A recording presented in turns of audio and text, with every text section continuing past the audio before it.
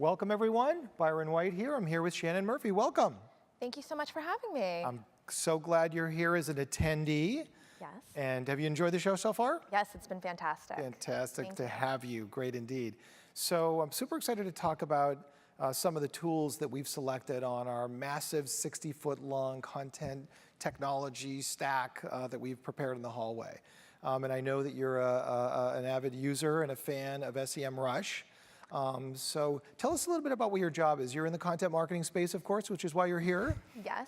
I've been in content marketing now for close to 10 years. I guess before it was content marketing. I started out as a blogger and journalist. Started managing as a content marketing manager different blogs for B2B technology companies. Gotcha. And now I run my own consultancy helping create SEO-powered content strategies. Fantastic. For those same types of customers and clients. Well, you've got the perfect perspective, both from your client's perspective as your own perspective.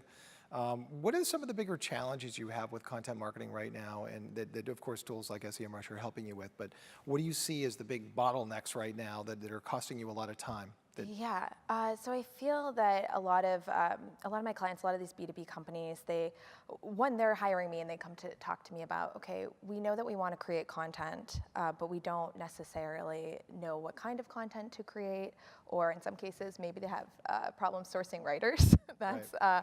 Often another question. But I can at least address the SEO side of it, which is like, let's use data to prioritize through the clutter. I think that a lot of content marketing teams are sort of treated as what I like to call deli counters, where everybody's coming to them with a request, they take a ticket, and they wait in line. And usually the prioritization happens based upon who is the loudest. And when you look to SEO and keyword research, you can really anticipate what your customer needs and create your content around that. Got it. Tell me a little bit about SEMrush. You know, first of all, can you imagine life without SEMrush? Actually, no. They're really central to my consultancy in terms of the value that I offer my clients. Just in the sheer amount of data and reporting, I'm a power user, and my clients don't necessarily have these tools in-house to be able to analyze the health of their domain, the effectiveness of their content. Right. And I mean, those are the two overwhelming things, but really you can dive down even deeper than that. Got it. Now, a lot of us have a perception that SEMrush is more of an SEO tool, keyword research, et cetera, because of their monstrous success in that area. But what else are you using SEMrush for?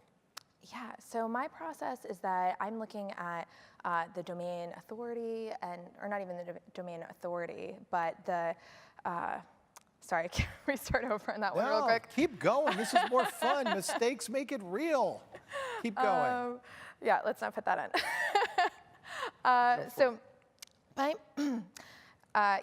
process is that I'm really looking at the overall health of the domain first and what keywords that they're ranking for, which a lot of times there's not even any transparency around that within the organization. Yeah. And from there, beyond just looking at their domain and their competitor's domain, then with that data and conversations with leadership, I hone in on what are 3 to 5 keyword topics that we want to explore. And from there, their topic research tool is really amazingly helpful. It can spin off thousands of potential queries. And also what I really enjoy is that you can see which keywords or subtopics as they label them, but really they're semantically related keywords. Sure. And that gives us just such an indication of the direction that we should go. We've all been in those conversations with large companies and enterprises, and everybody has an opinion on what is closely aligned with that topic that we feel is important to the business. And here we have actual data to say that these topics are most closely aligned. So I'll look at that, but then from there, once I plug those into a content calendar for my customers, I'll then create them SEO templates, which I can spin off in SEMrush so that writers who are terrific writers, but not necessarily well-versed in on-page SEO, have a guide to create that and do so naturally, right? I think the conflict is that we want content that is both valuable and the SEO looping into there or interjecting itself in a natural way. Yeah, got it. Now, I know SEMrush's topic finding tool, they call it Magic Topic Finder. I think that's the name of the tool. I forget what it is. There's a keyword magic, and then there's a topic research Topic tool. research tool. Yeah, Okay, got topic research is part of the content marketing platform, though. Terrific. What kind of topics are you finding in SEMrush, and how are you building that methodology into explaining to your clients and customers, hey, we should maybe write about this because it's popular, it can drive more traffic than, say, some of the lame ideas that you came up with in your 4-hour brainstorming session on an easel? Yeah, right, and it is only 4 hours. I was talking with somebody, and we were talking about like the time savings, and I think that person aspirationally thought like, oh, they're going to go to these different places to do keyword research. And having been on those teams, I was thinking that's not actually happening. It's kind of a gut reaction. So I take about 10 to 15 queries from that topic research. I see. And then in the strategy that I'm providing my client, which usually spans for about 6 months, saying these are the topics that we would want to address. This is the competition, and what I would imply would be the effectiveness for your domain. And so that can, effectiveness of a query on a domain level might be high, medium, or low, right? And that's kind of your ability to rank on page 1, as well as also factoring in your competition. Got it. Do you feel like you can really harvest data and have it have an immediate impact on the content you're creating from an SEMrush? Like, I know we talked about, wow, we couldn't live without it, but is it harvesting popularity? Is it harvesting difficulty of achieving top listings? And how challenging is it to you to apply it back to the current authority of your client's website and make decisions on what to go after? Like, that was a really long question, right? But I guess I'm getting in your mind with how are you using SEMrush? How is it delivering you the information that you need to know to make intelligent decisions on what to write about, what frequency you should be publishing, you know, what keywords you should be using in whatever you write about. Bring us that bridge. Explain to us topographically how you're using the tool and then how you apply it yourself. Yeah, okay. So there's still a lot in there, but I will try. Okay. So in terms of looking, we're looking at the domain and we're looking at the overall health, and we can make decisions based around the data that we have from the domain as well as our topic research. But then we're going to, sorry, That's trying to address everything that you said in that question. That's okay. Is it an iterative process? Do you be like, okay, back to the tool, okay, throw these ideas out, client likes the ideas, boom, back to the tool, client didn't like those ideas. I mean, how much time are you actually spending in SEMrush, like in the course of a day? There's a good question. What is that? I would say it would vary. I love data, so when I go in there, I'm in there for like You're 2 or 3 grinding. hours at least. Okay. And that's not always based upon client request, right? It's like, let's go in this little pocket and see what's happening here. Right. But that being said, you know, when I'm looking at their domain, of course, I'm looking at overall site health, but then they have like a content audit tool as well. So that's really helpful, and I'm going to give suggestions on topics in terms of the future of creation. But we want to make sure that the domain itself has good health and good SEO. So what does that look like historically? And so I can create a content calendar and say, here's the roadmap for where we want to go in the future and the implied impact of blogging regularly on these terms. Or it doesn't have to be a blog, it can be video, right? Creating content regularly. But then let's look at our content audit as well. And where do you have content, not just blogs, but even your website pages where there's not enough text on the page. We don't have alt images assigned correctly. So that can even, for those, especially in content marketing, who aren't well associated with SEO, and that's not something that they have the time to learn, to be able to just see that very quickly as like, here are 4 buckets of like high performing, low performing, needs probably to be recycled, or should be retired because it's not performing well at all. For somebody who doesn't have that knowledge to be able to come and just see at a glance. Does the data from SEMrush help to give some cred, if you will, and some authenticity as to why people should get rid of content, because it's kind of like your attic. You never want to get rid of anything in the attic because it's out of sight, it's out of mind, and it just keeps accumulating. Yeah. And it's like you're worried if you got rid of something that you might need it someday, or it might drive one visitor that becomes $100 million account. How does the data help that you're getting from SEMrush? Are you saying we should like Marie Kondo our blogs? Like if it doesn't bring you joy, throw it out. Absolutely, I'm all for that. Purge. Yeah. So I think that the data can definitely help, and I think that that's for marketers in all realms, not just content marketing. That's always the thing that we need to kind of back us up in the decisions that we're making. Unfortunately, is here's the data, because more often than not, when I'm working with content teams, both when I was in-house and now with my consultancy, it's more so that there's a fear of like, what are the ramifications if we do this? And so I, as an SEO, can walk them through that there's limited risk with retiring these things, and here's why. But we can also use those monitoring tools to make sure that to basically back up. It's like we have the data to make the decision. Now we can also monitor going forward with this optimization technique to show you that like no harm was done to the site in the retiring of this content. Sure. Content strategy is an ever-changing process. It's evolving, which is why we're here at Content Marketing Conference.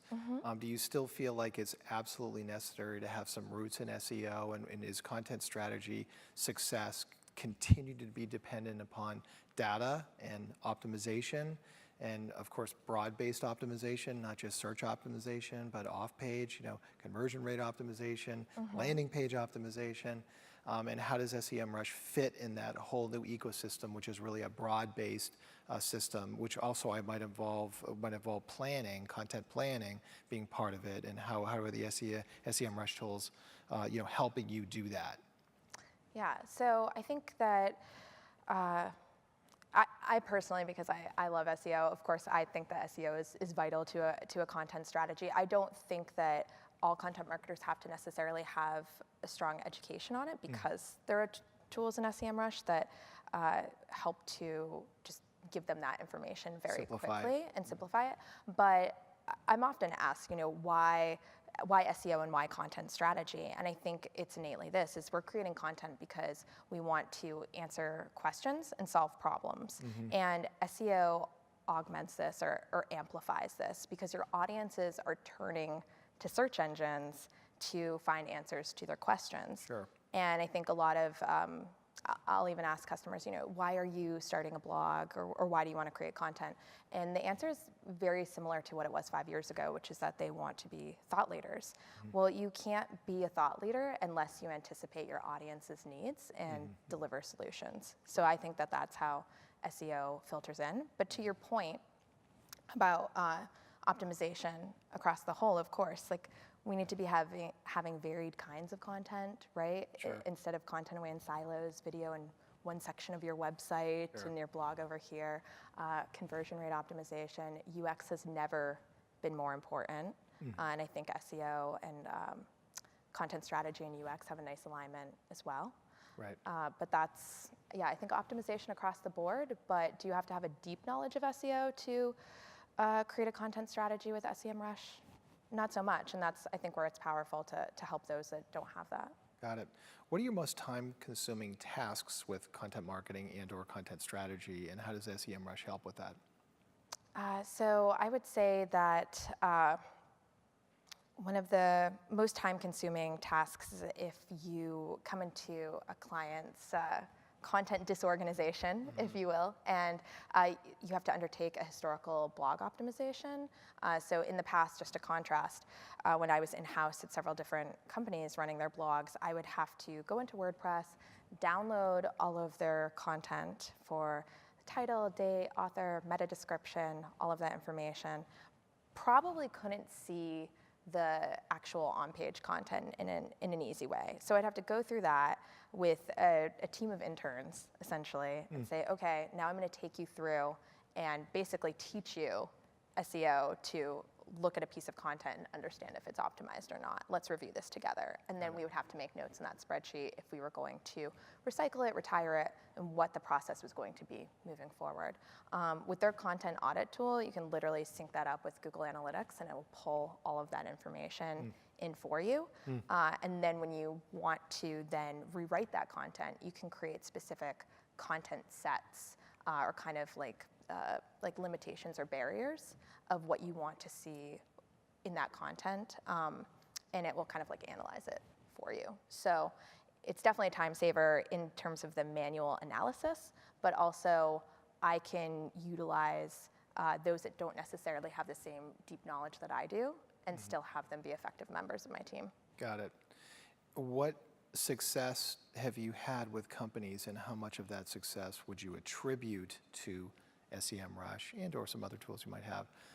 But do you feel like there's a really high value proposition for spending the time? Because it's not just the investment in the product, it's the time to learn the product and use the product and harvest the most power out of it. But when you look at the success you've had with your customers, improving their traffic, their leads, could you find some direct attribution to the product itself, SEMrush?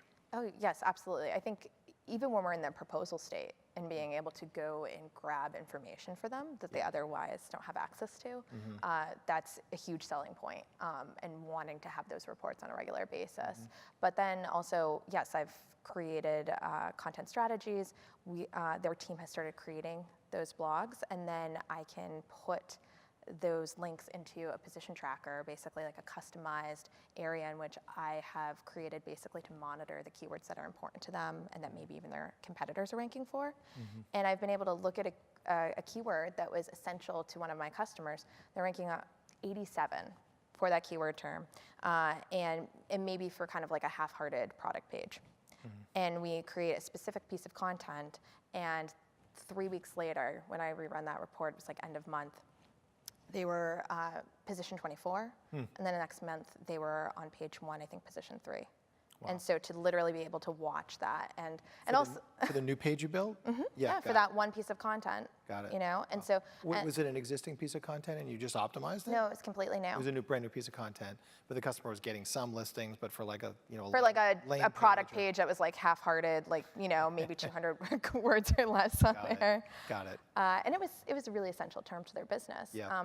So that's where we're looking at progress in a positive light. We can also then be monitoring ongoing to say, okay, we created a new piece of content based around these keyword themes, and maybe the team has kind of become maybe theme number 3, they kind of have become lackluster on customer success, something like that, right?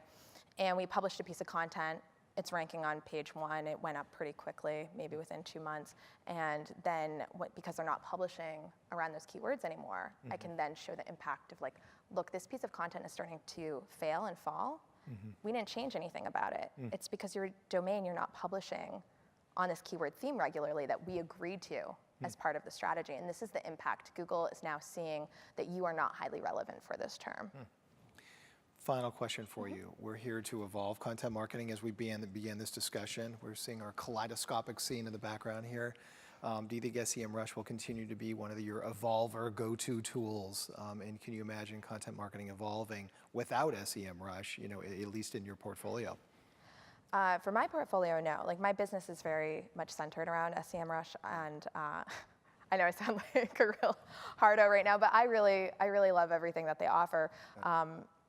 In terms of allowing me to do my job easier, and I kind of am sad to think about the time before I had them, right, because I could have been so much more effective when I was working in-house. But I think that, they're evolving with offering this specific content marketing platform for content marketers, and I think that where SEO used to maybe intimidate this group, that they can really get involved with minimal knowledge and start using the tool to have an impact on their content creation. Terrific. Shannon, it's been great chatting with you. Thanks much. Yeah, thank you. I hope you enjoy the rest of the show, which you can now carry back to. But thanks for taking a few minutes to talk about one of our great sponsors, and we appreciate their effort and your effort as well. So if people are completely blown away with who you are that you're interviewing right now, what's the name of your agency? How can they get a hold of you? Yeah, so should I look here? Yeah, look right in the camera right over there. So yes, my company is Shine Content Strategy, shinecontentstrategy.com. You can reach out to me at shannon@shinecontentstrategy.com. Right on. Or at Shannon K. Murphy on Twitter. Nice. And yeah, I'd be happy to answer any questions. Perfect. Thanks very much again. Yeah, thank you. Right on. Thanks, Shannon.